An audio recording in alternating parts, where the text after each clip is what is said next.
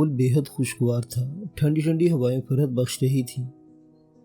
आम हालात में अगर यहाँ तफरीह के लिए आया जाता तो यकीनन ये एक बेहतरीन जगह थी, लेकिन शीरान के जहन में और भी बहुत से ख्यालात थे।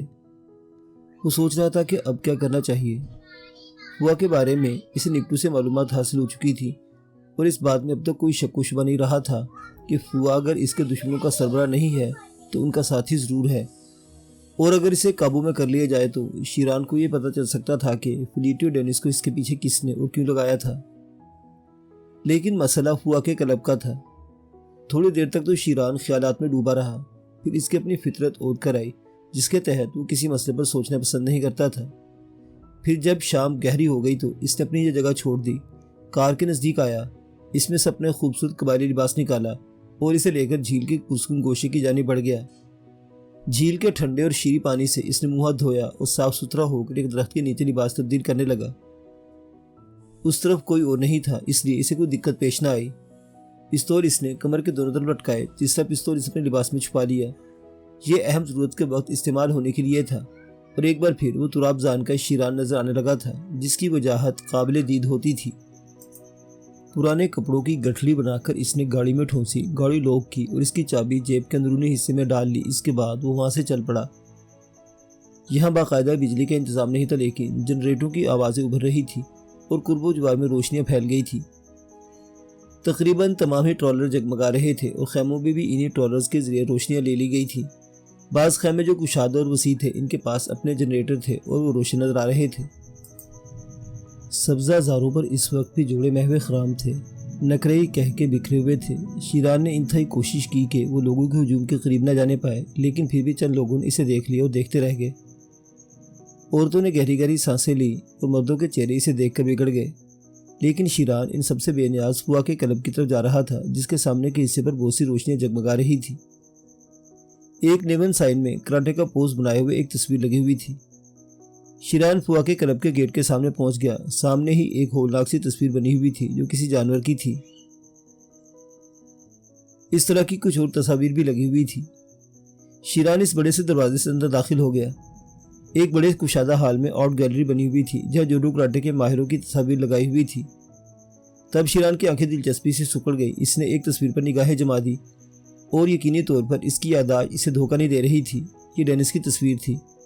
डेनिस कराटे क्लब के लिबास में पोज बनाए खड़ा था। इसके दोनों हाथ माथे पर लगे हुए थे और आंखों में अकीदत के जज्बात नजर आ रहे थे।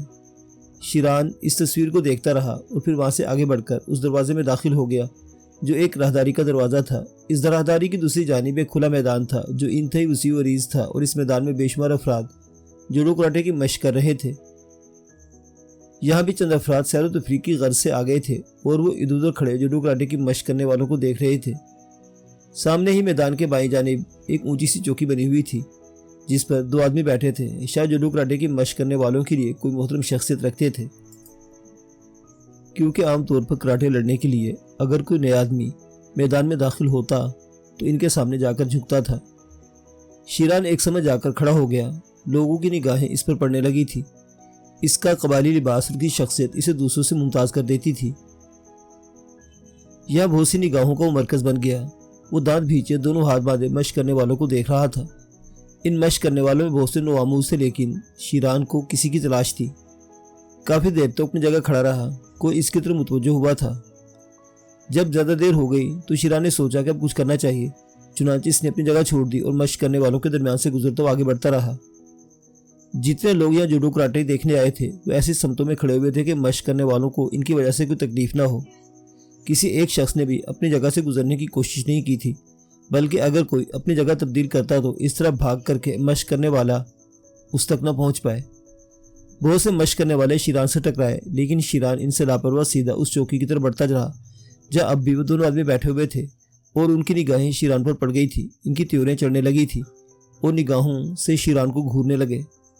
मशक करने वालों ने भी अब नागवारी महसूस कर दी थी। उनमें से बहुत से मशक करते करते रुक गए थे और चौकी पर मौजूद लोगों को देखा करते थे। शीरान पर भी न जाने कौन सा जुनून तारी था, वो किसी की तरफ तवज्जो दिए बगैर कदम बढ़ाया जा रहा था। दफतन चौकी पर बैठे हुए शख्स ने उन दो लड़ाकों को इशारा किया जो लंबे डंडों से एक दूसरे पर वार कर रहे थे। उन्होंने अपनी जगह छोड़ दी और दौड़ते हुए शीरान के पास आए। پھر ان دونوں نے دائیں بائیں سے شیران پر ڈنڈوں کے برسات کی۔ شیران نے اپنا رخ نہیں بدلا اور دونوں ہاتھ مخصوص انداز میں سیدھے کر دیے۔ دونوں ڈنڈے درمیان سے ٹوٹ گئے اور شیران کئی قدم آگے بڑھ گیا۔ اب وہ ان دونوں کے سامنے کھڑا تھا اور وہ اپنی جگہ سے اٹھ کھڑے ہوئے تھے۔ پھر ان میں سے ایک نے آگے بڑھ کر کہا، ہیلو فوا۔ شیران کے لہجے میں بھیڑی کی سی غراہٹ تھی۔ گرانڈ ماسٹر اپنی آرام گاہ میں ہیں، بلاؤ۔ اس وقت ناممکن ہے۔ اس شخص کا لہجہ بھی نرم تھا۔ ممکن بناؤ۔ شیران کی آواز بدستور ویسی ہی تھی۔ تمہارا رویہ بہت خراب ہے۔ ممکن ہے اجنبی ہونے کی وجہ سے تم یہاں کے آداب نہ جانتے ہو۔ تم مقامی باشندے نہیں معلوم ہوتے۔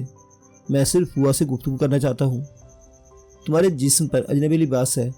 اگر تم عام لباس سے کراٹے کے مخصوص لباس میں ہوتے اور اس طرح مداخلت کرتے تو یہ بے شمار افراد تمہاری ہڈیاں آپس میں تقسیم کر لیتے۔ آخری بار کہتا ہوں، فوا کو بلاؤ، ورنہ اس کے بعد، شیران نے کہا اور دوسرے لمحے اس کے ہولسٹر سے دونوں پستول نکل آئے۔ دفتن اس چوکی کے عقب سے ایک گول دروازہ نمودار ہوا اور اس میں سے ایک سفید ریش بوڑھا باہر نکل آیا۔ دبلے پتلے بدن کا مالک تھا لیکن قد بہت لمبا تھا۔ اس کی آواز سنائی دی، میں فوا ہوں۔ شیران کرخت نگاہوں سے اسے گھورنے لگا۔ فوا کے ہونٹوں پر مسکراہٹ پھیلی ہوئی تھی۔ پھر اس نے کہا، انوکھے مہمان ہو، آؤ اندر آ جاؤ، یہ کھلونے واپس رکھ لو۔ شیران نے پستول انگلیوں میں گھمائے اور انہیں واپس ہولسٹروں میں رکھ لیا۔ چوکی کے عقب میں جانے کے لیے اطراف سے کوئی راستہ تھا لیکن وہ چوکی پر چڑھا اور ان دونوں کے درمیان سے گزرتا اور دوسری طرف پہنچ گیا۔ فوا کی مسکراہٹ اور گہری ہو گئی۔ اس نے آہستہ سے کہا، ضدی اور خودسر بچے، شیطان اور مکار بزرگ۔ شیران بولا اور فوا آہستہ سے ہنس پڑا۔ کس قبیلے سے تعلق ہے؟ اجنبیت کا اظہار کر رہے ہو فوا؟ نہیں سمجھا۔ فوا نے اسے گول دروازے سے اندر داخل ہوتے ہوئے کہا، ہاں قبائلی ہوں۔ کون سے قبیلے سے تعلق رکھتے ہو؟ موت کے قبیلے سے۔ شیران بے تکان بول گیا۔ گول دروازے کی دوسری طرف کا ماحول عجیب تھا۔ صاف ستھرا ہال تھا لیکن یہاں گول گول توے رکھے ہوئے تھے جن میں آگ دہک رہی تھی۔ ایک بڑے برتن میں کوئی چیز کھول رہی تھی اور اس میں سے دھواں اٹھ رہا تھا۔ کسی غلط فہمی کا شکار ہو کر آئے ہو، آؤ ایک سمجھوتا کر لیں۔ غلط فہمی؟ شیران نے طنزی انداز میں کہا، ہاں 100%۔ نپٹو تمہارا آدمی نہیں تھا؟ کون نپٹو؟ جس نے مجھ پر حملے کیے تھے؟ کہاں؟ اس علاقے میں جو تمہاری جنت کہلاتا ہے۔ شیران بھاری لہجے میں بولا، اس علاقے میں نپٹو نامی کوئی شخص نہیں ہے۔ تعجب مسٹر فوا، شیران نے کہا اور فوا چلتے چلتے رک گیا۔ اس کے ہونٹوں پر مسکراہٹ کافور ہو گئی تھی۔ کس بات پر؟ تم اس علاقے کے شہنشاہ ہو کر جھوٹ بول رہے ہو۔ میری جنت اسی عمارت تک محدود ہے۔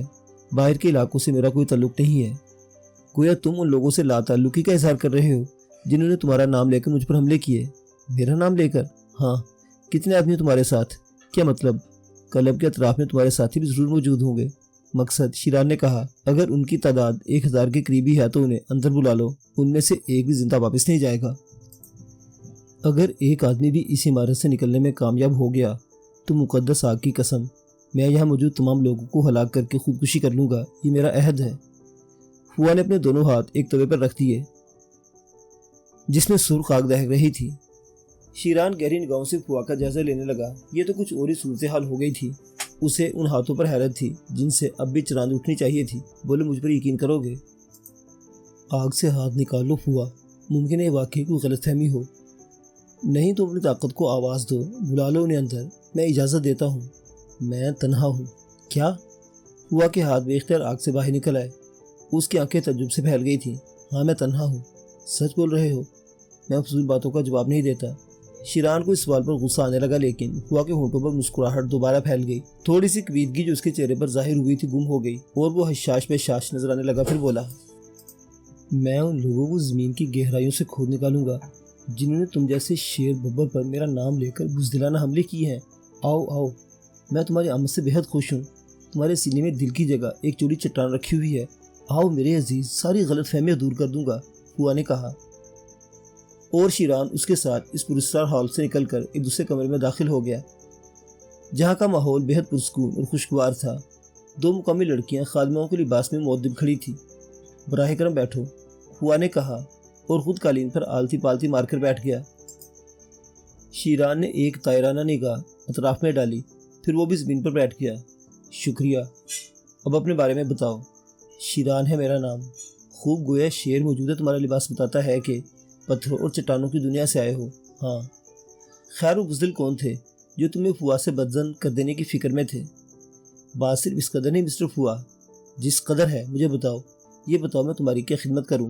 میرے خیال میں قبائلی قہوہ تم ضرور پسند کرو گے۔ ابھی نہیں، پہلے ہماری دوستی کا تعین ہو جائے، اس کے بعد میں تم سے مصافحہ کروں گا اور پھر قہوہ پیوں گا۔ اس سے قبل ممکن نہیں، شیران نے کہا۔ میں تمہاری اس بات کا احترام کرتا ہوں، تم سے مل کر بہت خوشی ہوئی۔ ہاں، تم نے کیا کہا تھا کہ بات صرف اس قدر نہیں ہے؟ ہاں مسٹر فوا، میں پہلے ڈینس کے بارے میں معلوم کرنا چاہتا ہوں۔ تم ڈینس سے عدم واقفیت کا اظہار نہیں کر سکتے مسٹر فوا، کیونکہ باہر اس کی تصویر موجود ہے۔ فوا ایک بار پھر چونک پڑا۔ کیا نام لیا تم نے؟ ڈینس، شیران نے دوبارہ کہا، اور فوا کے چہرے پر کرب کے آثار نظر آنے لگے۔ تم اسے کس طرح جانتے ہو؟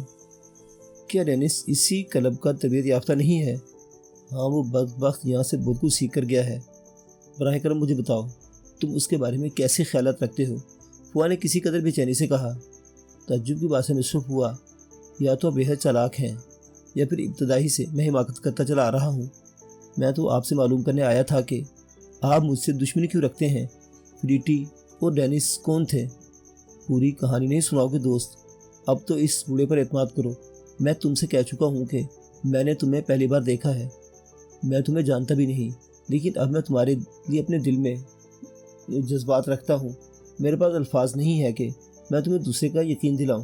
بتاؤ کس طرح تم مجھے دوستوں میں شمار کر سکتے ہو؟ میرا نام شیران ہے، بینکاک میں رہتا ہوں، اور منشیات کے تمام اڈے میری تحویل میں ہے۔ وہ چوہیا فریٹی نام بتاتی تھی اور مجھے اپنے جال میں پھانسنا چاہتی تھی۔ اپنے بدلے اس نے ڈینس کا انتخاب کیا تھا، لیکن میں نے دونوں کو موت کے گھاٹ اتار دیا۔ لیکن مرتے مرتے بھی وہ مجھے ذہنی خلفشار میں مبتلا کر گئی۔ اس نے مجھے میرے دشمنوں کے بارے میں کچھ نہیں بتایا تھا۔ پھر میں نے ڈینس کے بارے میں کھوج شروع کر دی اور مجھے پتا چلا کہ اس کا کوئی تعلق تم سے تھا۔ ڈینس تمہارے ہاتھوں مارا گیا؟ فوا نے پوچھا۔ ہاں، اب اس کا اس دنیا میں کوئی وجود نہیں، شیران نے جواب دیا۔ بوڑھے فوا کو یہ بتانا کیا ضروری تھا کہ پستول کی گولیوں نے ڈینس کے بدن پر ایک سیدھی لکیر کھینچ دی تھی۔ فوا کے چہرے پر غم کی پرچھائیاں نظر آنے لگی۔ پھر وہ ٹھنڈی سانس لے کر بولا، میں نے اس کی پیشگوئی کی تھی، وہ اسی قابل تھا۔ اس نے اس مقدس عہد سے بغاوت کی تھی جس کے تحت اسے قوت ملی تھی۔ عزیز دوست، میں جو کچھ تمہیں بتا رہا ہوں اس میں ایک لفظ بھی جھوٹ نہیں ہے۔ ڈینس در حقیقت ان نوجوانوں میں سے تھا جو اس کلب کی ناک تھے۔ اس نے یہاں بہت کچھ سیکھا تھا، لیکن طاقت حاصل کرنے کے بعد اس کی نیت بدل گئی۔ اس نے اپنے فن کو برے راستوں پر ڈال دیا، برائیاں شروع کر دی، اور جانے کس کس کا اعلی کار بن گیا۔ طویل عرصے سے میرا اس سے کوئی تعلق نہیں تھا۔ میں سنتا رہا کہ وہ جرائم کے ذریعے دولت کما رہا ہے۔ جس لڑکی کا تم نے ذکر کیا ہے اس کے بارے میں کچھ نہیں جانتا، کیونکہ یہ سب کچھ سننے کے بعد میں نے اس سے کوئی تعلق نہیں رکھا تھا۔ تمہاری تفتیش درست تھی۔ اگر تم اس کے نام کے ساتھ یہاں چلے آئے تو یہ تعجب خیز بات نہیں ہے۔ حیرت انگیز بات یہ ہے کہ وہ کون لوگ تھے جنہیں میرا نام لے کر تمہیں میرے راستے پر ڈالنے کی کوشش کی تھی۔ وہ کوئی بھی ہوں فوا، اگر ان کا تعلق تم سے نہیں ہے تو مجھے اس طرح تمہارے پاس آنے کا افسوس ہے۔ تم سے مل کر بہت خوشی ہوئی، لیکن کیا تمہارا استاد کون ہے؟ مارشل آرٹ کی تربیت تمہیں کس نے دی؟ اس کا نام مارلینو ہے۔ میرے لیے اجنبی نام ہے، لیکن میں جانتا ہوں اس کی کیفیت مجھ سے مختلف نہیں ہوگی۔ میں نے دیکھا تھا، میں نے اس وقت تمہیں دیکھا جب بانڈو کے 2 طالب علموں نے تم پر ڈنڈوں سے وار کیے تھے اور تم نے بالکل صحیح مدافعت کی تھی۔ مجھے اسی وقت اندازہ ہو گیا تھا کہ کسی اچھے استاد کی تربیت ہے، لیکن کیا تم بھی غلط راستوں پر چل پڑے؟ منشیات کی فروخت سے دولت کمانا۔ بہرحال وہ تمہارا ذاتی معاملہ ہے، میں نے تمہارا دل صاف کر دیا ہے۔ آئندہ دشمن کی حیثیت سے اس کلب کی طرف رخ مت کرنا۔ فوا کی آواز خشک ہو گئی۔ گویا تم میرے دشمنوں کی تلاش میں میری مدد نہیں کرو گے؟ نہیں، لیکن اگر تمہیں دوبارہ شک ہو جائے کہ میں نے تم سے جھوٹ بولا ہے تو تم اسے رفع کرنے کی ہر کوشش کر سکتے ہو۔ میں طاقت کے ذریعے صرف امن کا پرچار کرتا ہوں، فوا نے کہا اور اپنی جگہ سے اٹھ گیا۔ شیران بھی گردن ہلا کر اٹھ گیا۔ فوا کے کلب سے نکلتے ہوئے سوچ رہا تھا کہ بہرحال فوا نے اسے جھوٹ نہیں بولا تھا تو پھر اس کے دشمن کون تھے؟ کافی دیر تک وہ خیالات میں ڈوبا رہا اور پھر اس کے ذہن میں ایک ترکیب آ گئی۔ وہ ہوٹل جس کے کاؤنٹر کلرک نے نپٹو کا نام بتایا تھا، وہ نپٹو سے واقف تھا، اور وہ ان لوگوں سے بھی واقف ہوگا جن کے لیے نپٹو کام کر رہا تھا۔